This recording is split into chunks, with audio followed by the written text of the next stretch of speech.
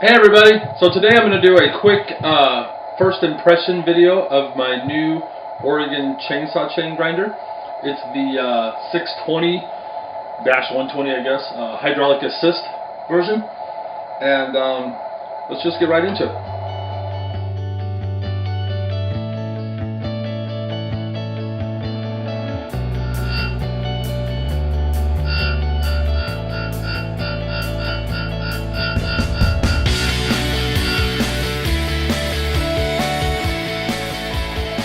Okay, so this is new to me. This is the Oregon chainsaw chain grinder, and it can be bench mounted or wall mounted. If you'll notice, I've got it temporarily mounted here. I mounted it to this board, and then I just screwed the board down to my bench. And I did it this way because I'm not exactly sure where I want it. I think I'm going to end up wall mounting it. I was not aware when I purchased this that it doesn't come with everything you need to wall mount, so I wasn't able to do that today. And I don't know that I would want to keep it right here where it's at, but I might. The little bit I've been using it here, it's actually comfortable. It's a good height, and it's really not in the way, so I might just leave it here. If I do, then I would take it off this little board, maybe, or I might just leave it on it. It makes it pretty easy to just, because it's mounted to this, I can just unscrew this real quick and pretty much mount it to any flat surface I want. I can move it around pretty easy. So let's just get into my first impressions of it. First things I will say is I purchased this through Amazon, and it was not a new unit, so it did not come in like the Oregon packaging. It's, I believe it was considered, it may have been a refurbished unit or a returned unit, something to that effect. I don't remember exactly. I purchased this, sadly, a long time ago, and have just not got around to setting it up until recently. So it didn't come with any of the original packaging, but it did come with everything you need for how it would have in the original packaging. It did come with the manual, all that important kind of stuff. It came with the different discs and all that kind of thing, grinding discs. So that said, it did have one issue. Back here is a threaded rod that is the stop for how far this will pull down. That was bent. And I've seen some other reviews and some talk on other forums where people have bought these new, or directly, through Oregon, in the Oregon packaging, and that particular thing is bent. I was able to straighten it so it's usable, so no big deal to me. For the price point that I got this at, I'm surely not going to call them and complain or try and return the item over something like that. In the worst case scenario, I could have just threaded a bolt in there. Had I bought this full retail, I would have been disappointed.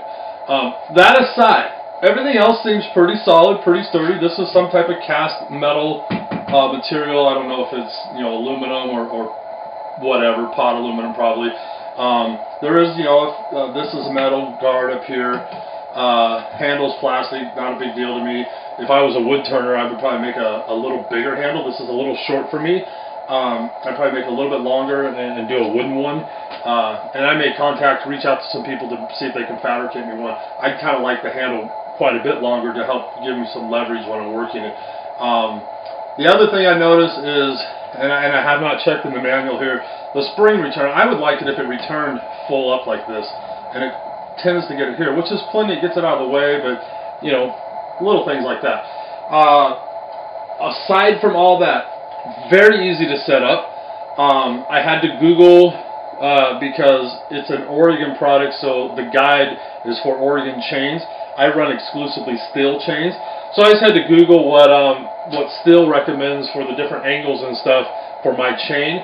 I thought I knew them all, but this refers to them a little bit differently than what we're used to when we hand file. So I knew I wanted a 35-degree, angle on the cutter, and at a 10-degree like that. But they also have this angle that it grinds into the tooth, and that's the one I didn't know what that needed to be. They recommend 55.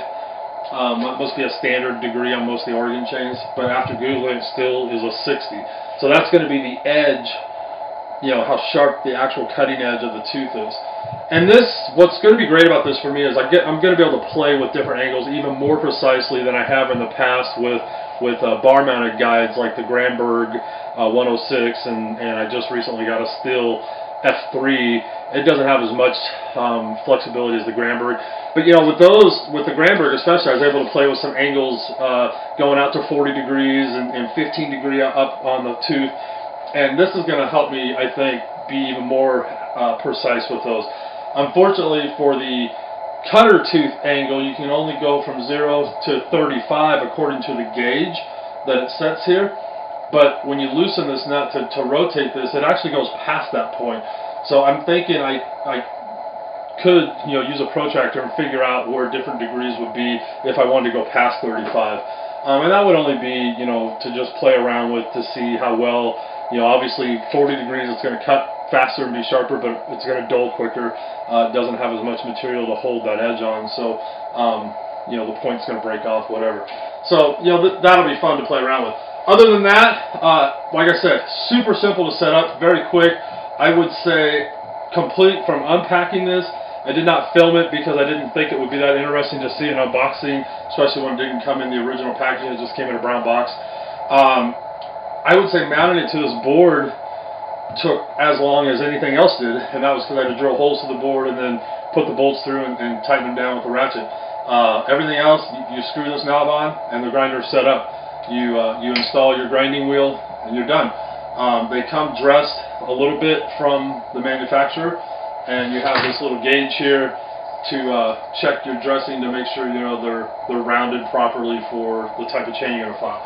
If as you wear this down, if it squares off the edge, they do give you a very small dressing stone. Also, this will be good for as if you have dirty chains, as dirt and builds up on here, you can knock that off with this. This will be something I'll probably look for a bigger version of. My clumsy hands, I'll end up slipping and dropping this, and I haven't dressed this one yet. So I'll probably, you know, have an issue with that. All that said, works great. Definitely could see, even though like all my chains recently that I've been doing, I've filed with a guide. They're not completely freehand. And when I hit it with this, the angles were off just a little. So I don't know if my guide's off or if this is off. I want to say the guide is, and I've read that before, especially I've been using the Granberg a lot lately, and I've read where sometimes people have issues when they go to measure the accuracy. I've also noticed that my right hand cutters are shorter than my left hand cutters, which is odd to me because I don't change the depth stop on my Granbergs when I file. So there's something off with that, and so that's pretty cool. This has brought that to light, and I'll be able to investigate that and figure that out. So that said, first impression, A+. So far, really like this. So if I don't have any other grinders to compare this to, I did my research and my personal read reviews and talked to people and asked questions and was fortunate enough to be able to talk to people that have had different models and different brands. And the common impression I got was the Oregon is the best, quality-wise, based off some of the other brands that would have been at this same price point for what I paid for this. This clearly is, you know, based off all the reviews, a way better quality item. So if you're on the fence thinking about getting a grinder, based off of what I know personally and have talked to people, you definitely need a quality one. You need one that's not going to have flex when you do, you know, move it. You're seeing movement here, but that's because my mounting board is moving. That's not affecting how the wheel's hitting the chain at all.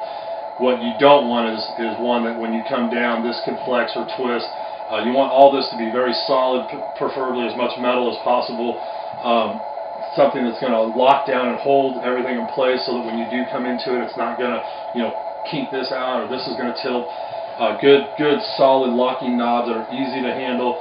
And this has all that, and I think it's because they've been at it so long, they kind of know what they're doing. Are there better brands? For sure. Are there comparable brands? I'm sure there are. You know, there's a couple others that I've seen that seem to be real comparable. So just, you know, do your own research. My first impression, this is a great item. I'm happy that I got it. What little bit I've already used it, I'm very, very pleased. And I think that I will have this for a very long time. I think it's going to serve me well. So that said, I was trying to keep this real short, and I probably haven't. So I'm going to end it right there. Everybody have a great day. I'll maybe do a more detailed video of this later. I didn't really want to show grinding a chain or anything. I personally have watched videos like that, and they're kind of tedious to watch, where a video 10 minutes of somebody going through a whole chain. One or two teeth, you get the point, you get the idea. I think the key to these is just how you use it. And as anybody who's read, there's pros and cons to these grinders. A lot of people think they're horrible and that they take off way too much material, they overheat the teeth, and you end up with all kinds of issues not holding an edge. And then there's the other camp that's basically operator error, and I already kind of felt that. Shops and stuff don't care. You take it in, they grind it, and they just are going to do it in one pass, and cut off as much as they can, and it kind of ruins your chain, and they take a lot of material off. Doing this myself, I'm able to control, do very slow, light taps into it until it bottoms out and it's done, and I can see instantly how much material I'm removing, and I know that I'm doing it right, and I'm going to get a lot of sharpenings out of this. I can't right now. I don't have any brand new chains to put on here because my chain supply, everything's in use. So as I wear out chains, it'll be really interesting to see, and I'll keep track of a brand new chain and how many times I sharpen it with the grinder just to see how much use I can get out of it. That said, have a great day. If you have any questions, please, down in the comments, ask away. If you have any tips or suggestions for this, feel free to share them. I'll take all the advice and help I can get. I've never had one of these, never used one of these, so, until I just got this one. But it's pretty simple. It doesn't seem too complicated. I'm really liking it. So if you've got any pointers or whatever, I'm glad to hear it. So thanks a lot, you guys. Have a great day, and thanks for watching. We'll see you next time. Bye now.